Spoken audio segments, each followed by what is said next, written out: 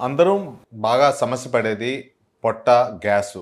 దాంతోపాటు ఏ మాత్రమైన మలం దగ్గర నొప్పి గానీ, దురద గానీ, బ్లీడింగ్ వచ్చినప్పుడు గానీ, అధికంగా ఇంకా ఎక్కువ ఇబ్బంది పడుతూ ఉంటాం. కానీ దీనికి అంత పెద్దగా పట్టించుకోపోతారు చాలామంది. ఇది ఒకటి వేడి చేసిందనో, పాలు తాగటమో, లేకపోతే పెరుగు తినటమో, మజ్జిగ తాగటమో ఇలాంటివి చేస్తూ ఉంటారు. ఇలాంటి పరిస్థితుల్లో ఏం చేస్తారు అనంటే, చిన్నగా ఉన్న సమస్యని అతి పెద్దగా చేసుకుంటూ ఉంటారు. నా దగ్గరికి ఈ మధ్య కాలంలో వచ్చిన పేషెంట్స్ ఏం చేస్తున్నారు అంటే, వాళ్ళకి ఫిస్టులాలు ఫార్మ్ అయిపోయి, ఫిషర్లు ఫార్మ్ అయిపోయి, చాలా లేకపోతే 2, 3 సర్జరీలు ఎక్స్‌ట్రా చేయించుకొని దాని నుంచి ఇబ్బంది పడుతూ వస్తున్నారు. సరే, ఎందుకు ఇంత కాంప్లికేటెడు? అందరికి వచ్చే కామన్ ప్రాబ్లమ్ పైల్స్‌కి మళ్ళీ మళ్ళీ రికరెన్స్ ఎందుకొస్తుంది అని చూసుకుంటే, ముందులో చేసే అశ్రద్ధ. ఎప్పుడైతే ఎర్లీగా ఉన్నప్పుడు అంటే చాలామంది తెలియనిదేంటంటే ఇది గ్రేడ్ 1 గ్రేడ్ 2 గ్రేడ్ 4 అన్నది తెలీదు. సార్ నాకు ఎర్లీగా ఉంది సార్. ఎర్లీగా ఉందంటే ఈరోజు ప్రాబ్లమ్ వస్తే ఎర్లీగా వచ్చినట్టు కాదు. లోపల కొత్తగా మనకున్న ఆధునిక పద్ధతుల్లో డయాగ్నోజ్ చేసి ఎలా ఉందో చూడగలగాలి. సో, మీకు చిన్న ఎగ్జాంపుల్ చూపిస్తాను నేనిక్కడ. సో, ఇక్కడ చూస్తే మొదట్లో మొదలైంది ఇక్కడుంది. ఇది గ్రేడ్ 2 అంటాం అది. కిందకొచ్చేసి ఏలాడుతుంది గ్రేడ్ 4 అంటాం. సో, ఈ స్టేజ్‌లో ఉంటే ఈజీగా మనం లేజర్ తోటి బర్న్ చేయటమో, లేకపోతే స్టిచ్ చేయడమో చేయొచ్చు. చాలామందికి తెలియంది ఏంటంటే ఇక్కడ మసిల్ ఉంది చూసారా? ఈ మసిల్ గనక టైట్‌గా ఉండటం వల్ల దాన్ని పీక పిసుకున్నట్టు రక్త కణాలు గట్టిగా ఎక్కువ పెద్దగా వస్తూ ఉంటాయి. అది తెలుసుకోరు. ముక్కాల్సొస్తుంది. లేకపోతే మోషన్ హార్డ్‌గా వస్తుంది. ఇలాంటివే మనకు పైల్స్‌కి కారణాలు తీస్తూ ఉంటాయి. సరే ఏదో వేడి చేసింది కాబట్టి మనం ఫుడ్ సరిగ్గా తీసుకోలేదని ఇగ్నోర్ చేస్తూ ఉంటారు. ఒక్కసారి గనుక స్టార్ట్ అయిందంటే ఎప్పటికైనా జీవితంలో మిమ్మల్ని ఇబ్బంది పెడుతూనే ఉంటుంది. సో, నేను సజెస్ట్ చేసేదేంటంటే దీంట్లో మొదట తెలుసుకోవాల్సింది ఏ గ్రేడ్‌లో ఉన్నది. ఎర్లీగా ఉన్నవాళ్ళు ఇగ్నోర్ చేయొద్దు.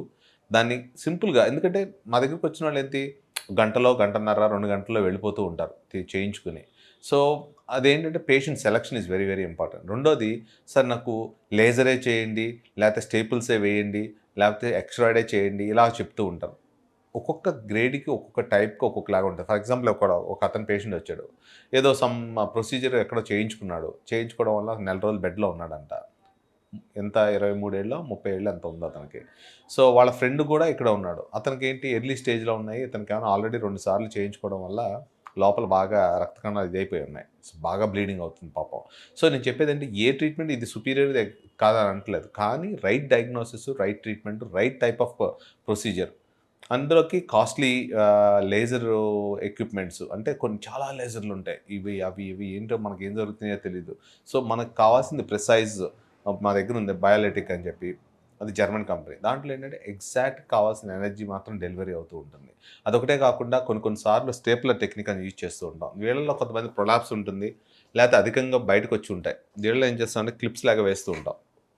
వేయటం వల్ల మళ్ళీ పర్మనెంట్‌గా లోపలికి స్క్వీజ్ అయిపోయి ఉంటాయి. సో, నేను చెప్పాల్సిందేంటంటే మీరు డిసైడ్ చేయొద్దు. మీ డాక్టర్ డిసైడ్ చేస్తారు.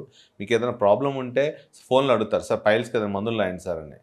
లేకపోతే ఇంకోటేదో చెప్తూ ఉంటారు. అసలు ప్రాబ్లమ్ ఏందో తెలీదు. చాలామంది ఏంటంటే పైల్స్‌కి, ఫిషర్‌కి, ఫిస్టులాకి కన్‌ఫ్యూజ్ అవుతూ ఉంటారు. ఏదో నోటికొచ్చిన పదం అన్నీ ఒకటే. ఎందుకంటే మూడిట్లోనూ కిందే నొప్పుంటుంది. తప్పంటలేదు నేను.